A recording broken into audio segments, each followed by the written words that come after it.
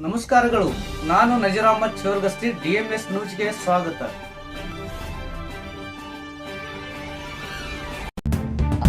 ನಮಸ್ಕಾರ, ನೀವು ನೋಡುತ್ತಿರುವುದು DMS ನ್ಯೂಸ್ ಕನ್ನಡ. ವಿಜಯಪುರ ಜಿಲ್ಲೆ ಅಂದಿಗನೂರ ಗ್ರಾಮ ಪಂಚಾಯಿತಿ ಅಧಿಕಾರಿಗಳ ವಿರುದ್ಧ ಜಾಂಬವ ಯುವ ಸೇನೆಯ ಉಗ್ರ ಪ್ರತಿಭಟನೆ. ವಿಜಯಪುರ ಸಿಂದಗಿ ತಾಲೂಕಿನ ಅಂದಿಗನೂರ ಗ್ರಾಮದಲ್ಲಿ ಗ್ರಾಮ ಪಂಚಾಯಿತಿ ಅಧಿಕಾರಿಗಳ ಕಾರ್ಯವೈಖರಿಯನ್ನ ಖಂಡಿಸಿ ಜಾಂಬವ ಯುವ ಸೇನೆಯ ನೇತೃತ್ವದಲ್ಲಿ ಉಗ್ರ ಪ್ರತಿಭಟನೆ ನಡೆಯಿತು. ಪ್ರಧಾನಮಂತ್ರಿ ಗ್ರಾಮೀಣ ವಸತಿ ಯೋಜನೆ PMAY ಅಡಿಯಲ್ಲಿ ಅರ್ಹ ಫಲಾನುಭವಿಗಳಿಗೆ ಮನೆಗಳನ್ನ ನ್ಯಾಯಸಮ್ಮತವಾಗಿ ಹಂಚಿಕೆ ಮಾಡದೆ ಅಧಿಕಾರಿಗಳು ನಿರ್ಲಕ್ಷ್ಯ ವಹಿಸಿದ್ದಾರೆ ಎಂದು ಪ್ರತಿಭಟನಾಕಾರರು ಆರೋಪಿಸಿದರು.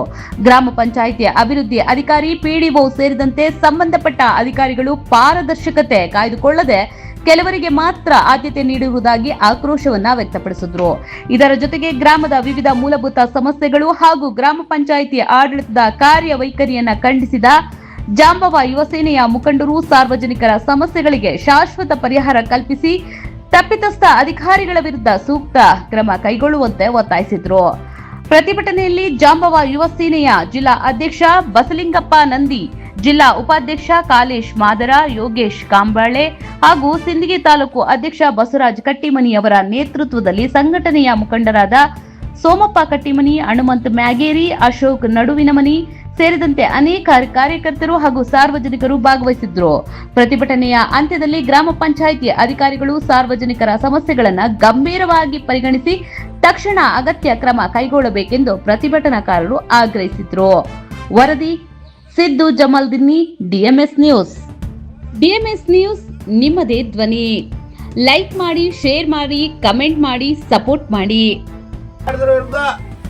ಅದಕ್ಕೆ ತಕ್ಕಂತೆ ವರದಿ ರೆಡಿ ಮಾಡಿ ಹೈಯರ್ ಅಧಿಕಾರಿಗಳಿಗೆ ಅಥಾರಿಟಿಗೆ ಬರುವಂತ ವ್ಯವಸ್ಥೆ ಮಾಡಬೇಕು. ಅವ್ರನ್ನ ಶಾಶ್ವತವಾಗಿ ಅಮಾನತುಗೊಳಿಸುವಂತ ವ್ಯವಸ್ಥೆ ಆಗಬೇಕು.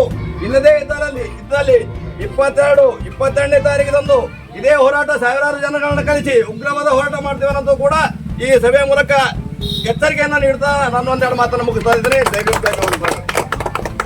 ನರೇಗಾ ಯೋಜನೆಯಲ್ಲಿ ಪ್ರತಿ ಮನೆಗಳಿಗೆ 28,000ರಿಂದ 30,000ವರೆಗೆ ಬಿಲ್ ಪಾವತಿ ಸದರಿ ಹಣವನ್ನ ಫಲಾನುಭವಿಗೆ ನೀಡದೆ DEO ಹಾಗೂ ಬಿಲ್ ಕಲೆಕ್ಟರ್ ಹಾಗೂ ಸಿಬ್ಬಂದಿ ಕೂಡಿಕೊಂಡು ಸುಳ್ಳು ಹೇಳಿ ಫಲಾನುಭವಿಗಳಿಗೆ ವಂಚಿಸಿ ಹಣವನ್ನು ದುರುಪಯೋಗ ಪಡಿಸಿಕೊಂಡಿರುತ್ತಾರೆ.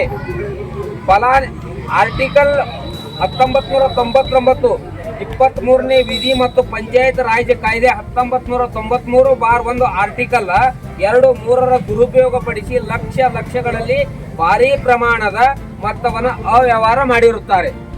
ಆದ್ದರಿಂದ ಸದರಿ ನೌಕರರು ಮತ್ತು ಸಿಬ್ಬಂದಿ ಮೇಲೆ ಕಾನೂನು ರೀತಿ ಕ್ರಮ ಕೈಗೊಂಡು ಭ್ರಷ್ಟಾಚಾರ ಮಾಡಿದವರನ್ನ ಶಾಶ್ವತವಾಗಿ ವೃತ್ತಿಯಿಂದ ಅಮಾನತುಗೊಳಿಸಬೇಕು ಹಾಗೂ ವಸತಿ ಫಲಾನುಭವಿಗಳಿಗೆ ಸದರಿ ದುರುಪಯೋಗ ಪಡಿಸುವ ಹಣವನ್ನ 7 ದಿನಗಳಲ್ಲಿ ಹಿಂದಿರುಗಿಸಬೇಕು ಹಾಗೂ ವಲಯ ಮತ್ತು ಮಾದಿಗ ಸಮಾಜದ ಅಭಿವೃದ್ಧಿಗಾಗಿ 25% ಪ್ರತಿಶತ ಅನುದಾನವನ್ನ ಮೀಸಲಿರಿಸಿ ಅಭಿವೃದ್ಧಿ ಮತ್ತು ಮೂಲಭೂತ ಸೌಕರ್ಯಗಳನ್ನ ಒದಗಿಸಿಕೊಡುವಂತೆ ಒತ್ತಾಯಿಸಿ ದಿನಾಂಕ 22/8/2026 ಗ್ರಾಮ ಪಂಚಾಯತಿ ಹಂದಿಗನೂರು ಎದುರು ಕಾನೂನು ರೀತಿಯಲ್ಲಿ ಬೃಹತ್ ಹೋರಾಟ ಭ್ರಷ್ಟಾಚಾರ ಮಾಡಿರುವ ಅಧಿಕಾರಿಗಳನ್ನ ಶಾಶ್ವತವಾಗಿ ಅಮಾನತುಗೊಳಿಸಲು ಅನುಕೂಲವಾಗುವಂತೆ ವರದಿ ಸಿದ್ಧಗೊಳಿಸಿ ಮುಖ್ಯ ಕಾರ್ಯನಿರ್ವಾಹಕ ಅಧಿಕಾರಿಗಳು ಜಿಲ್ಲಾ ಪಂಚಾಯತ್ ಹಾಗೂ ಆಯುಕ್ತರಿಗೆ ವರದಿ ಸಲ್ಲಿಸಬೇಕು ಎಂದು ಒತ್ತಾಯಿಸಿ ಬೃಹತ್ ಹೋರಾಟ ಹಂದಿಗನೂರು ಎಲ್ಲ ಸಂಘಟನೆ, ಎಲ್ಲ ಊರಿನ ಗ್ರಾಮ ಮತ್ತು ಜಾಂಬವ ಯುವ ಸೇನಾ ವತಿಯಿಂದ ಬೃಹತ್ ಹೋರಾಟ ಮಾಡುತ್ತೇವೆ ಎಂದು ಈ ಮೂಲಕ ವಿನಂತಿಸಿಕೊಳ್ಳುತ್ತೇವೆ. ಯುವ ಸೇನಾ ಜಿಲ್ಲಾಧ್ಯಕ್ಷರಾಗಿರ್ತಕ್ಕಂಥ ಬಸಲಿಂಗಪ್ಪ ನಂದಿಯವರನ್ನ ಹೃತ್ಪೂರ್ವಕವಾಗಿ ನಾವು ಸ್ವಾಗತ ಮಾಡ್ತಾ ಇದ್ದೇನೆ ಬಂಧುಗಳೇ.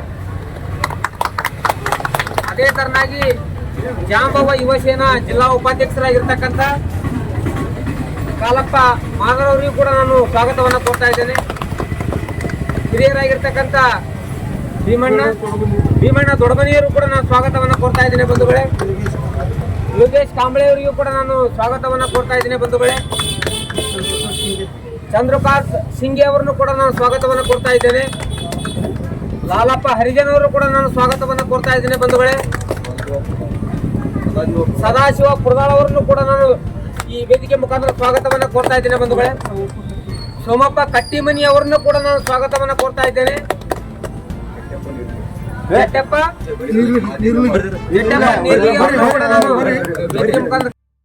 ಅಧಿಕಾರಿ ನಮ್ಮ ಗ್ರಾಮ ಏನಾಗ್ಯದ ಇದು ನಾನು ಹೋದ ಸಲ ನವೆಂಬರ್ 1ಕ್ಕೆ ಇದು ಮೀಟಿಂಗ್ ಮಾಡಿದಾಗ ಈ ವಿಷಯನ ಎಲ್ಲರಿಗೂ ತಿಳಿಸಿದೆ. ಯಾವುದೇ ರಸ್ತೆಗಳು ಸುಧಾರಣೆ ಇಲ್ಲ, ಯಾವುದೇ ಡೆವಲಪ್ಮೆಂಟ್ ನಿಮ್ಮಲ್ಲಿ ಇಲ್ಲ. ಈಗ ನಾನು ಬಂದ ಅನ್ಸುತ್ತೆ ಯಾವುದೇ ಇದಾಗಿಲ್ಲ. ಇಲ್ಲಿಗಾದ್ರೆ ಆಯಾ ಏನು ಸರ್ಕಾರ ಗೈಡ್ಲೈನ್ಸ್ ಇದೆ 75%, ಅದನ್ನು ಪೂರ್ತಿಯಾಗಿ ಒಂದಿನ ಗ್ರಾಮಸಭೆ ಇಟ್ಟು ಅದನ್ನೆಲ್ಲ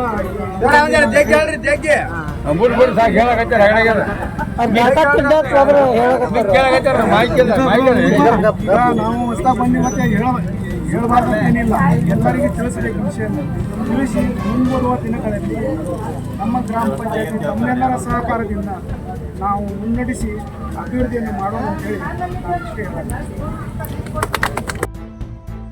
ವೀಕ್ಷಕರೇ ನಮಸ್ಕಾರ, ನಾನು ನಿರೂಪಕಿ ವಿದ್ಯಾ ಮಂಜುನಾಥ್.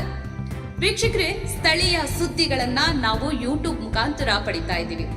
ಅದರಲ್ಲೂ ತಾಳಿಕೋಟೆ ಸುದ್ದಿ ವಾಹಿನಿಯನ್ನ ನಾವು ಹೇಳೋದಾದ್ರೆ DMS ನ್ಯೂಸ್ ಹೆಚ್ಚು ಸಬ್ಸ್ಕ್ರೈಬರ್ನ ಹೊಂದಿ ಈಗಾಗಲೇ ನಿಮ್ಮ ಸುತ್ತಮುತ್ತಲೂ ನಡೆಯುವಂತಹ ಸಾಕಷ್ಟು ಸುದ್ದಿ ಸಮಾಚಾರಗಳನ್ನ ಮೊಬೈಲ್ ಮುಖಾಂತರ ನಿಮಗೆ ತಲುಪಿಸ್ತಾ ಇದೆ. ಇನ್ನು ಸಾಕಷ್ಟು ಸುದ್ದಿ ವಾಹಿನಿಯ ಮುಖಾಂತರ ನಿಮಗೆ ತಲುಪಬೇಕು ಅಂತಂದ್ರೆ ನಮ್ಮ ಯೂಟ್ಯೂಬ್ ಚಾನಲ್ DMS ನ್ಯೂಸ್ ನ ಸಬ್ಸ್ಕ್ರೈಬ್ ಮಾಡ್ಕೊಳ್ಳಿ, ಫ್ರೆಂಡ್ಸ್ ಜೊತೆಗೆ ಶೇರ್ ಮಾಡ್ಕೊಳ್ಳಿ, ಹಾಗೆ ಬೆಲ್ ಐಕಾನ್ ನ ಪ್ರೆಸ್ ಮಾಡಿ. ಕೂಡಲೇ ನಿಮಗೆ ನೋಟಿಫಿಕೇಶನ್ಸ್ ಬರುತ್ತೆ. ಹೊಸ ಸುದ್ದಿ ಸಮಾಚಾರಗಳನ್ನ ನೀವು ಕೂಡಲೇ ನೋಡಬಹುದಾಗಿದೆ. ನಿಮ್ಮ ಸಪೋರ್ಟ್ ನಮಗೆ ಬಹುದೊಡ್ಡ ಶಕ್ತಿ. ಸಪೋರ್ಟ್ ಮಾಡಿ. ನಮಸ್ಕಾರಗಳು.